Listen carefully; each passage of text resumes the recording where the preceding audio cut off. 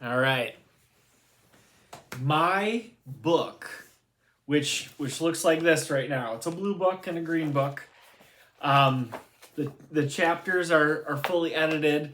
When it's printed, it'll look like this book. Exactly 100 pages, freshly minted.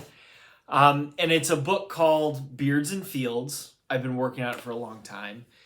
It enters a conversation about literary ecocentrism, or using ecological environmental imagery to make your literary point. It enters that conversation via Brian Moore, Ecology and Literature, Ecocentric Personification from Antiquity to the 21st Century, or a little bit earlier in the conversation, Lawrence Bull, The Environmental Imagination, Thoreau, Nature Writing, and the Formation of American Culture. He's big on forms of literary ecocentricity. Even Ellen Davis, a theologian at Duke Divinity School and Duke University, we shared a car ride that inspired some thoughts that may have led to the title of the book. I think that's true. But her book, Scripture, Culture, and Agriculture, an agrarian reading of the Bible, foreword by Wendell Berry. And even folks that are paying more attention to poetic texts in the tradition, like John Elder's Imagining the Earth. The book enters those conversations by way of thinking with the text of the Torah as a final form document, as a literary document primarily, with theological import. But it explores alongside the text these ecological images that are right alongside the storytelling. So the subtitle of the book is Literary Ecocentricity in the Torah. So I follow in 5 movements the books of the Torah, the 5 books of the Torah: Genesis, Exodus, Leviticus, Numbers, Deuteronomy. And so the first chapter, for example, is mountain. And having walked the Appalachian Trail back in the day, and living out west in California, mountains still kind of call out of me a certain reverence, right?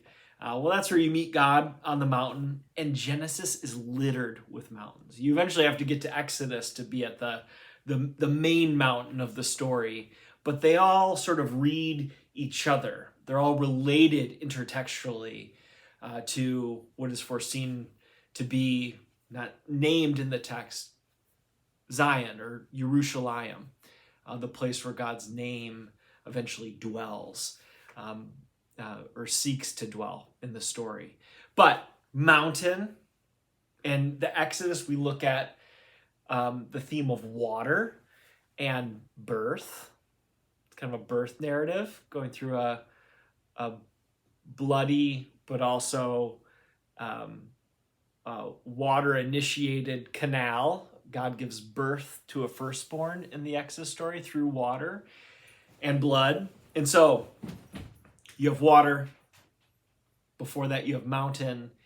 That centered book, the middle chapter of the story that is Torah, that middle book, Leviticus, is centered there in a very strategic way. And I take cues from Mary Douglas, the anthropologist, thinking in circles and ideas around chiasmus or chiasm.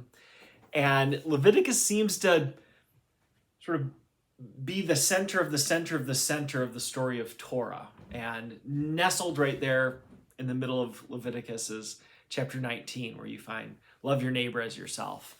And do not trim the edges of your beards, do not trim the edges of your fields, because you remind through care of yourself, trimming the edges of your beards or not, and care for the vulnerable in your midst, not cutting the edges of your fields so people can glean and be provided for.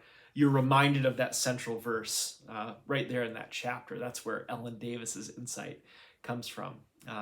Her holism reading of Leviticus. So then heading down from that center, Numbers, or as the Hebrew invites you to imagine in the wilderness, which is the title in Hebrew, Bamidbar.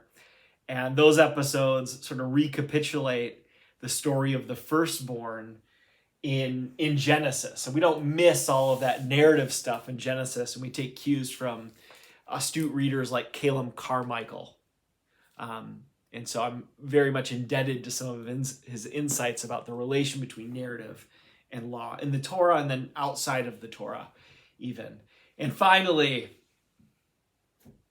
Deuteronomy, which has taken a long time to finish. A move to Minnesota later, and teaching it again, and never having coffee with this Minnesota scholar, but Bernie Levinson, his book Deuteronomy and the Hermeneutics of Legal Innovation, a student of Fishbane. He's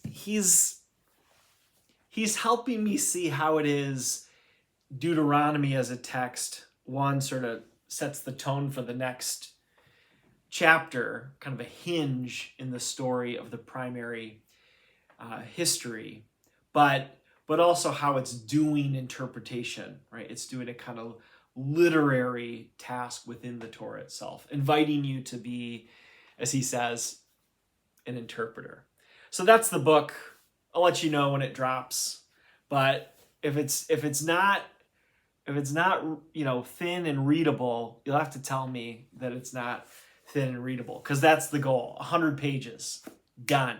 Maybe 123 with the bibliography, but ooh, I can almost smell it. Whew. Mountain, water, Mishkan, wilderness, and place. Those are the titles, chapter titles. Peace.